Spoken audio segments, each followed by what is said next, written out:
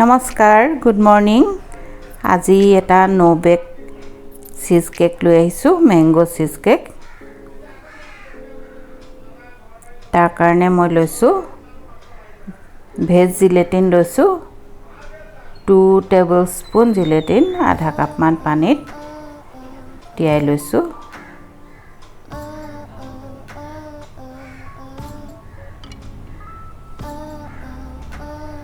এখিনি ব্যৱহাৰ কৰিবৰ সময়ত ডাবল বয়লাৰত গলাই ল'ব নহলে ডাবল বয়লাৰ মানে কি পানীত উতলা পানীত বাটিটো দি অলপ ষ্টিলৰ বাটি ল'ব দি পেলাই এখিনি লৰাই ল'ব মাইক্ৰৱেভতো কৰিব পাৰে এয়া মই লৈছোঁ গুড ডে বিস্কুট লৈছোঁ 2 পেকেট আপোনালোকে ডাইজেষ্টিভ বিস্কুট ল'ব পাৰে নহলে বা মেৰি বিস্কুট ল'ব পাৰে আম লৈছোঁ 2টা এয়া ক্ৰীম চিজ লৈছোঁ 200 গ্ৰাম বিস্কুটখিনি গুৰি কৰি লৈছোঁ বাটাৰ লৈছোঁ 200 গ্ৰাম কনডেন্স মিল্ক লৈছোঁ জিলেটিন মেইন ইনগ্ৰেডিয়েন্ট এগিটাই বটম ওপেন পেন এখন ল'ব এনেকে কেক টিন এখন এতিয়া মই আমখিনি পেষ্ট কৰি লম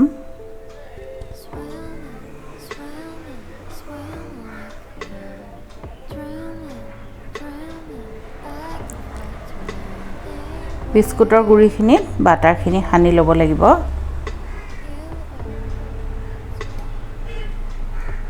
আম তাৰ পিছতে ক্ৰীম চিজ আৰু কনডেন্স মিল্ক লগত জিলেটিন এখিনি মিলাই বিস্কুটৰ গুৰিখিনিৰ ওপৰত দিব লাগিব বিস্কুটৰ গুৰিখিনিত বাটাৰখিনি মিলাই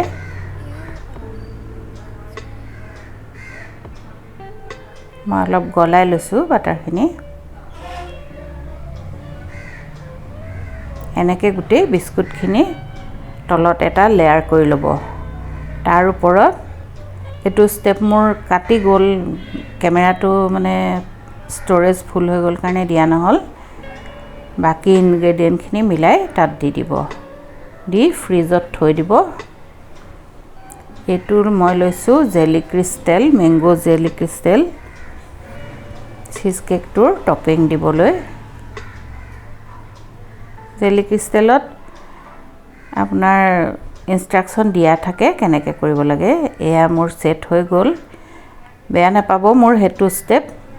মানে কেমেৰাটোৱে নললে ষ্টৰেজ ফুল হোৱা কাৰণে ইয়াত মই আমখিনি আৰু জেলি ক্ৰিষ্টেলখিনি ঠাণ্ডা হ'বলৈ দিব দেই নহলে চিজ কেকটো ভাগি যাব মানে গলি যাব অলপ ঠাণ্ডা হতে জেলি ক্ৰিষ্টেলখিনি মই চালি দিছোঁ যাতে স্মুথ এটা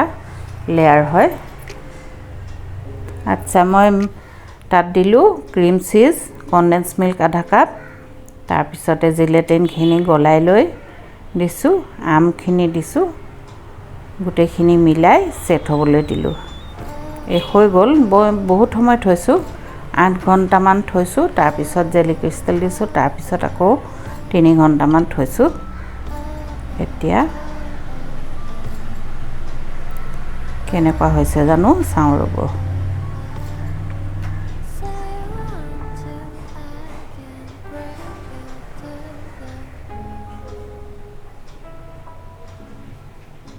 বিস্কুটৰ লেয়াৰৰ ওপৰত বাকি গিটা ইনগ্ৰেডিয়েন্ট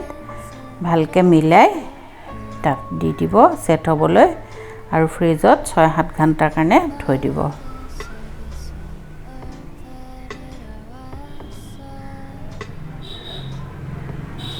বটম ওপেন পেনখন হলে ধুনিয়াকে আপুনি উলিয়াব পাৰে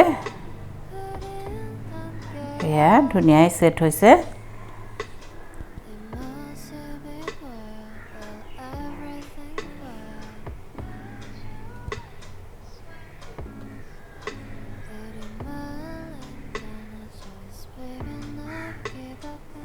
খাবলৈও খুব ভাল হয় কৰি চাবচোন এয়া ধুনীয়াকৈ সেট হৈছে এতিয়া মই এক স্লাইচ কাটি দেখুৱাম।